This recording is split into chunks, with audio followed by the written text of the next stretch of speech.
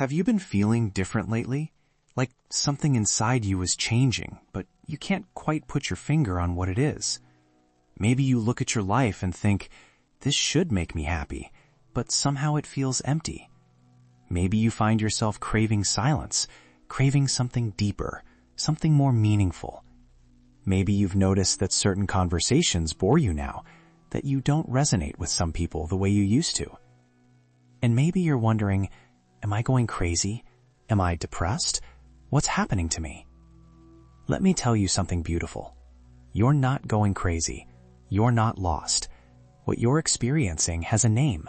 Your soul is awakening. And here's the really beautiful part. This isn't new. This isn't some modern spiritual trend. A woman named Teresa of Ávila mapped these exact stages 500 years ago. She described in incredible detail what happens when a soul begins to wake up to something deeper. She knew the signs.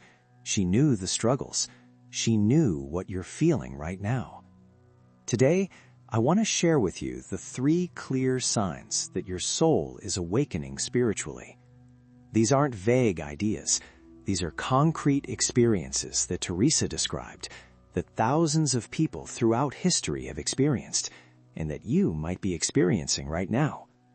And the most important thing I want you to know is this. If you recognize these signs in your life, you're not alone. You're not making it up. You're on a journey, a real journey, a journey that has a map. So let's talk about these 3 signs. Let's understand what's happening to you, and let's discover what Teresa learned about navigating this beautiful, sometimes confusing, always transformative awakening of the soul. Because you deserve to understand what's happening. You deserve to know that this restlessness, this hunger, these changes, they're not problems to fix. They're invitations to something deeper. Before we dive into the 3 signs, let me tell you about Teresa, because her story might sound a lot like yours. She liked attention. She joined a convent, but honestly, she treated it more like a social club than a spiritual journey. She would spend hours chatting with visitors. She cared about what people thought of her. She wanted to be liked, to be admired. Sound familiar? Then something started happening.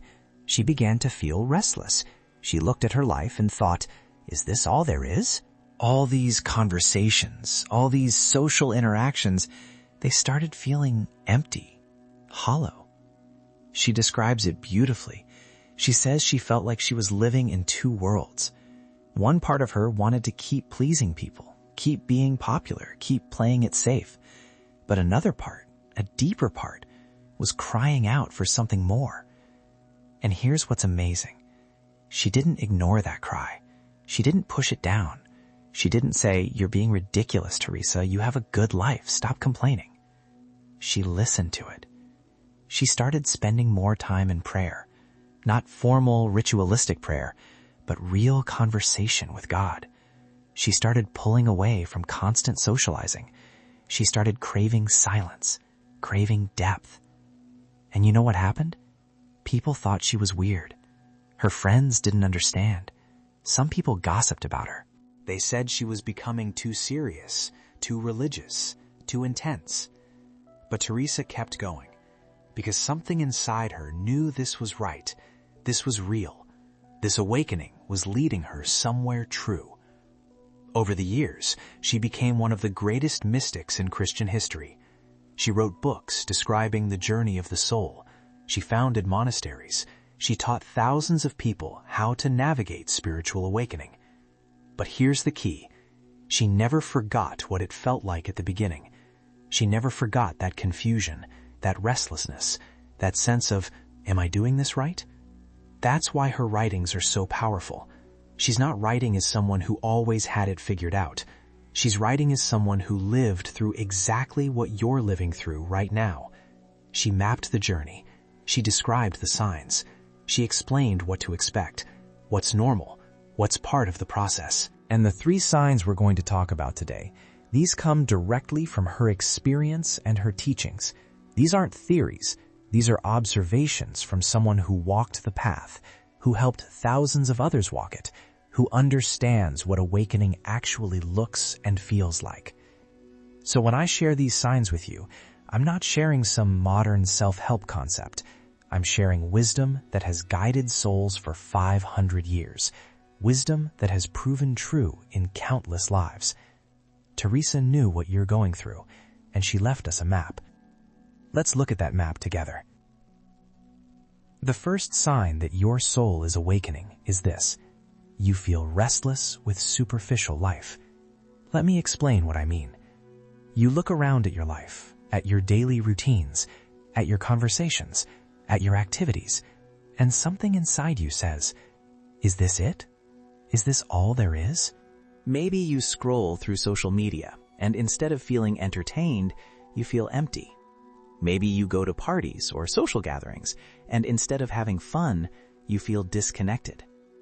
Maybe you have conversations about weather, about gossip, about surface-level things, and you walk away feeling drained. It's not that you've become negative. It's not that you're depressed. It's that your soul is hungry for something deeper. Teresa experienced this intensely. She describes sitting in the convent parlor, entertaining visitors, making small talk, and feeling this internal scream, this voice inside saying, "What am I doing? Why does this feel so empty?" She says it felt like being torn in two directions. Part of her still wanted the comfort of superficial life. It's easier, right? It's safer. You don't have to be vulnerable. You don't have to go deep. But another part, the part that was awakening, couldn't settle for that anymore. And here's what Teresa wants you to understand. This restlessness is not a problem. This restlessness is a gift. It's your soul telling you you're made for more. You're made for depth. You're made for meaning. You're made for connection with something eternal. Now, this can be really confusing because society tells us that if we have a good job, good relationships, nice things, we should be happy. So when you feel this restlessness, despite having a good life, you think something's wrong with you. But nothing is wrong with you. Your soul is just waking up to the truth that external things, no matter how good, can never fully satisfy the deepest part of you. St. Augustine said it perfectly. He said, "Our hearts are restless until they rest in God." That restlessness you feel, it's not random. It's not a flaw. It's your heart telling you where it needs to go. So what do you do with this restlessness? First, don't ignore it. Don't try to numb it with distractions, with busyness, with more superficial activities. That will only make it worse. Second, honor it. Start making space in your life for depth. Maybe that means spending less time on social media and more time in silence. Maybe that means having fewer shallow conversations and seeking out people who want to talk about real things. Maybe that means saying no to activities that drain you and yes to things that feed your soul. Third, understand that this is the beginning of a journey. This restlessness is like a compass. It's pointing you towards something. Teresa says it's God calling you deeper, calling you to discover who you really are, calling you to a life that's not just busy, but meaningful. You might feel lonely in this. You might feel like nobody understands. That's normal. Most people are still asleep. Most people are content with surface-level life. But you are not. Your soul is waking up. And that's a beautiful thing. Teresa says this restlessness is actually divine discontent. It's God creating a holy dissatisfaction with anything less than real connection, real depth, real truth. So if you're feeling this, congratulations. You're not lost. You're not broken. Your soul is awakening to something more real than you've ever known. This is the first sign. Let's look at the second one. The second sign that your soul is awakening is this. You develop a hunger for silence and deeper connection. This one can really surprise people because in our world, silence is uncomfortable. We fill every moment with noise, with music, with podcasts, with conversations, with screens. But when your soul starts awakening, something shifts. You start craving silence. You start needing it. And it's not just silence for the sake of peace and quiet. It's silence because you need to connect with something deeper. You need to hear that voice inside you. You need to feel that presence that's calling you. Teresa describes this beautifully. She says there came a point where she couldn't stand constant noise anymore. She would sneak away from the busy convent life. She would find quiet corners. She would sit in silence and just be. And in that silence, something happened. She started experiencing a kind of connection she had never known before, a sense that she wasn't alone, that God was there, not in some abstract theological way, but really there, present, close. She calls this prayer of quiet. It's not reciting words. It's not following a formula. It's just being present with God, listening, opening your heart, letting yourself be held by something bigger than you. Now, this might sound strange if you're not used to it. You might think, how do I even do that? How do I sit in silence without going crazy? Here's the thing. At first, it is hard. Your mind races, you think about your to-do list, you think about problems, you get restless. But if you keep showing up, something shifts. The silence stops feeling empty. It starts feeling full of presence, full of peace, full of love. This is what Teresa discovered, and this is what she wants you to know. Your soul needs this. Your soul needs time to disconnect from all the noise of the world and reconnect with the source of life. It's like your soul needs to come home, and silence is how it gets there. You might also notice something else happening. You start seeking deeper connection with people too. You don't want small talk anymore. You want real conversation. You want to know how people really are. You want to talk about meaning, about purpose, about truth. And here's what's interesting. Teresa says this isn't you becoming antisocial. It's you becoming more truly social. Because real connection, soul-to-soul connection, that's what we're actually made for. So what do you do with this hunger? First, make space for silence. Even just 5 minutes a day. Sit somewhere quiet. No phone, no music, just you and the silence. Don't force anything. Just be present.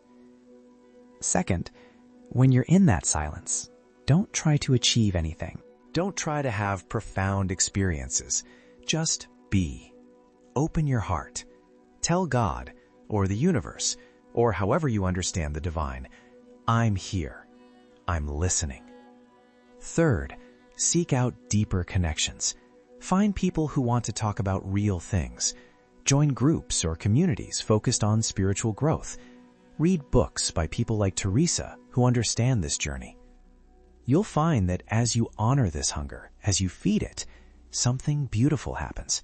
You start feeling more grounded, more centered, more yourself. Teresa says this is the soul drinking from its true source. This is the soul coming alive.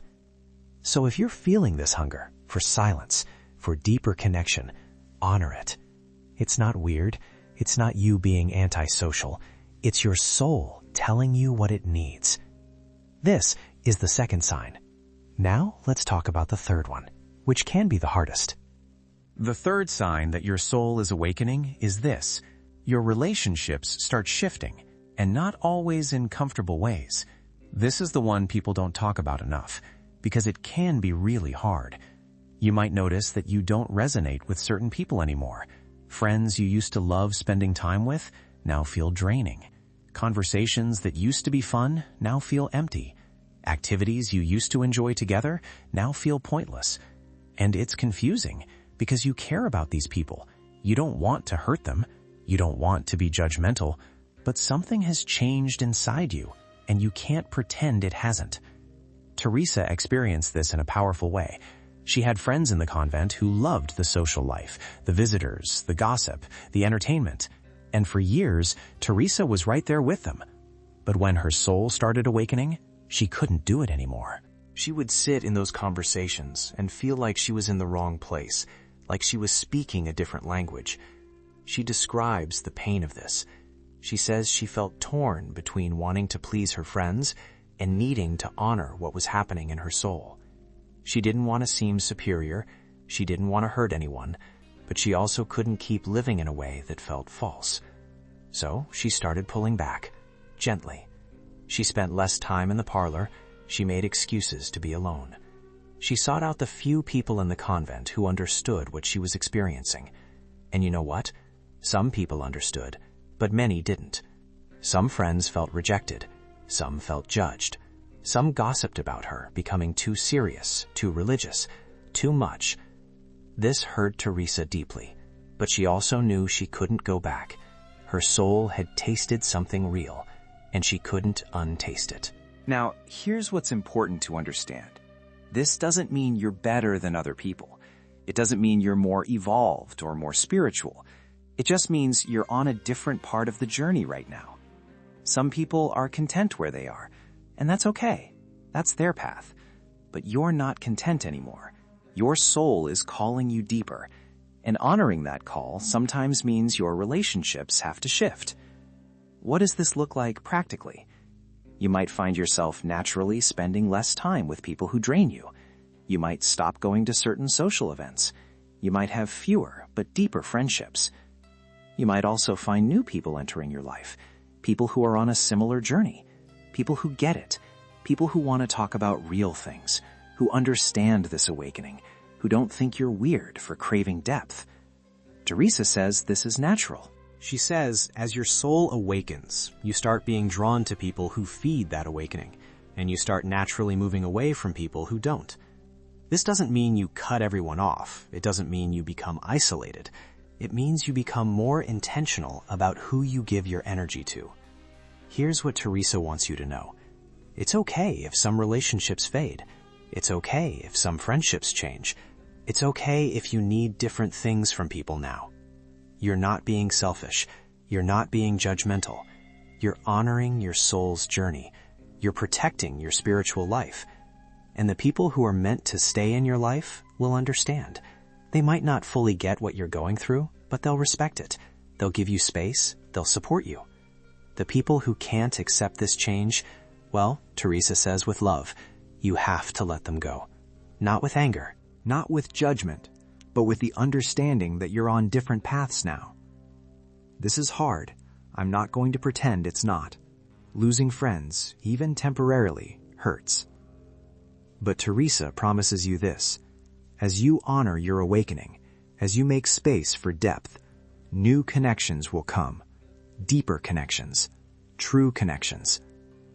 Your soul is reorganizing your life around what's real. Trust that process. Now that we've talked about the 3 signs, I want to share something really beautiful. Teresa didn't just describe these signs. She mapped the entire journey of awakening. She wrote a book called The Interior Castle.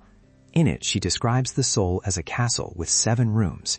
Each room represents a deeper stage of spiritual awakening. And the journey is about moving from the outer rooms, which are noisy and crowded, to the inner rooms, which are quiet and filled with divine presence. The 3 signs we just talked about, they all happen in the first few rooms. They're the beginning of the journey. In the first room, you start waking up. You feel that restlessness. You start questioning your life. You realize something needs to change. But you're still very much caught up in the world. You still care a lot about what people think. You still want external validation. In the second room, you start taking action. You begin making space for silence. You start seeking deeper connection. You start saying no to things that don't serve your soul. But it's still a struggle. You're still pulled between your old life and this new calling. In the third room, things start to stabilize. You've made real changes. Your life looks different. Your relationships have shifted. You're not as conflicted anymore. You've chosen the deeper path, and you're starting to experience real peace from that choice. And then, Teresa says, there are 4 more rooms, 4 deeper stages of awakening that most people never even know exist. But here's what's beautiful. You don't need to worry about those later stages right now. Teresa says the journey happens 1 room at a time, 1 stage at a time, 1 step at a time. If you're experiencing the 3 signs we talked about, you're in the early rooms, and that's exactly where you need to be. Teresa's map is helpful because it tells you 3 important things. First, what you're experiencing is normal. It's not random. It's not unique to you. It's part of a well-documented journey that countless souls have walked before you. Second, there's more ahead. This restlessness, this hunger, these shifts, they're not the end. They're the beginning. There are deeper stages of awakening, deeper experiences of love and peace and connection waiting for you as you continue the journey. Third, you can trust the process. Teresa walked this path. She knows what comes next. She knows the struggles, the confusions, the doubts, and she's telling you, keep going. It's worth it. You know what I love about Teresa's map? She's so honest. She doesn't pretend it's easy. She doesn't say, just follow these 3 steps and you'll be enlightened. She says, this is hard. You'll be tempted to turn back. You'll doubt yourself. You'll wonder if you're doing it right. You'll feel lonely sometimes. But she also says, don't give up. Because what you're moving toward is so beautiful. It's union with God. It's discovering who you truly are. It's living from a place of deep peace and love. She says the soul that perseveres, that keeps showing up, that keeps honoring its awakening even when it's hard, that soul will experience things beyond what it can currently imagine. And I believe her because I've seen it. I've talked to people who walked this path. I've experienced glimpses of it myself. The awakening of your soul is not a one-time event. It's a journey, a long, beautiful, sometimes difficult journey into deeper and deeper truth. But you're not walking it alone. Teresa walked it. Thousands of others have walked it. God is walking it with you. And if you're recognizing these 3 signs in your life, you're on the path. You're in the castle. You're moving towards something real. So let's talk about what to do next. So you recognize these signs. Your soul is awakening. Now what? Let me share some practical guidance from Teresa, combined with what I've learned from walking this path myself. First, be gentle with yourself. This journey is not a race. Teresa says the worst thing you can do is try to force spiritual growth. You can't rush awakening.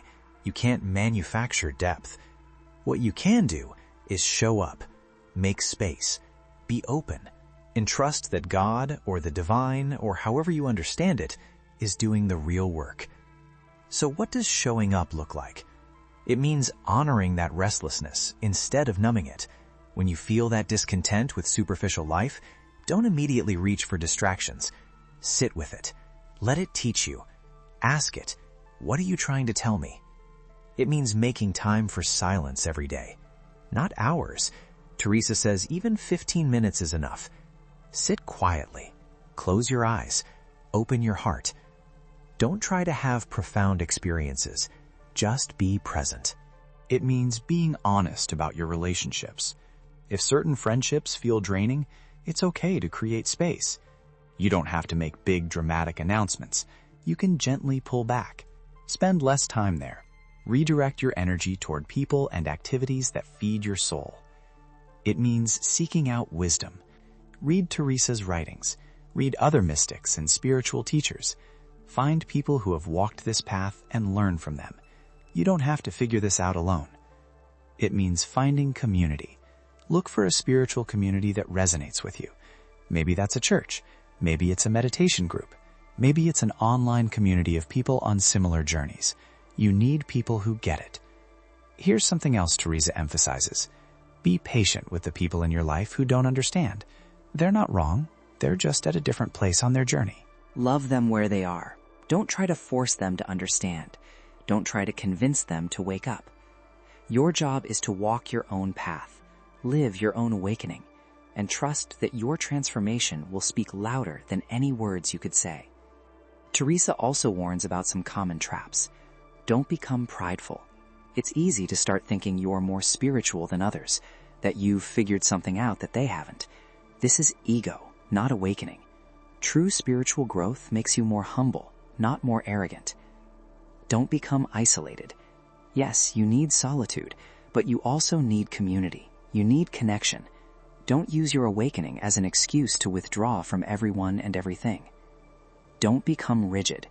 Sometimes people think spiritual growth means following strict rules, praying for exactly 30 minutes, meditating in exactly the right position. Teresa says no. The point is relationship with God. The point is love. Don't let practices become prisons. And here's maybe the most important thing. Don't lose your joy. Some people think awakening means becoming serious and somber all the time. Teresa was one of the most joyful people who ever lived. She laughed, she sang, she danced. She says, the soul that knows God is a soul filled with joy. Real joy, deep joy. Not the superficial happiness that depends on circumstances, but the joy that comes from knowing you're loved, you're held, you're on the right path. So as you continue this journey, remember, you're not trying to become someone else. You're not trying to be super holy or super spiritual. You're simply becoming more yourself, your truest self, the self that God created you to be. Trust the process. Honor the signs. Keep showing up. Let me bring this all together. If you're experiencing these 3 signs, restlessness with superficial life, hunger for silence and connection, shifts in your relationships, your soul is awakening. This is real. This is happening. And I want you to know, you're not alone in this. Teresa of Ávila walked this path 500 years ago. Thousands of people have walked it since. And right now, all over the world, souls are waking up. People just like you are feeling that same restlessness, that same hunger, those same confusing shifts. You're part of something bigger than yourself. You're part of a great awakening that has been happening throughout human history. The awakening of souls to their true nature, to their divine connection, to the reality that they're made for something more than superficial existence. This journey won't always be easy. There will be moments of doubt, moments of loneliness, moments when you wonder if you are making a huge mistake. But Teresa promises you this. If you keep going, if you keep honoring your awakening, if you keep showing up for silence and depth and truth, you will discover something more beautiful than you can currently imagine. You will discover peace that doesn't depend on circumstances, love that isn't based on performance, joy that flows from knowing who you really are. You will discover, as Teresa did, that your soul is actually a castle, and in the deepest room of that castle, God is waiting for you. Not to judge you, not to demand things from you, but to love you, to hold you, to show you who you've always been. So don't give up. Don't turn back. Don't let the doubts or the loneliness or the confusion convince you that you're on the wrong path. You're on exactly the right path. Your soul knows it. That's why it's waking up. Trust the journey. Honor the signs. Keep moving deeper. And remember, whenever you feel lost, whenever you need guidance, you have Teresa's map. You have the wisdom of those who walked this path before you. You're not alone. You've never been alone. Your soul is awakening, and that is the most beautiful thing that can happen to a human being. Welcome to the journey, friend. Welcome home.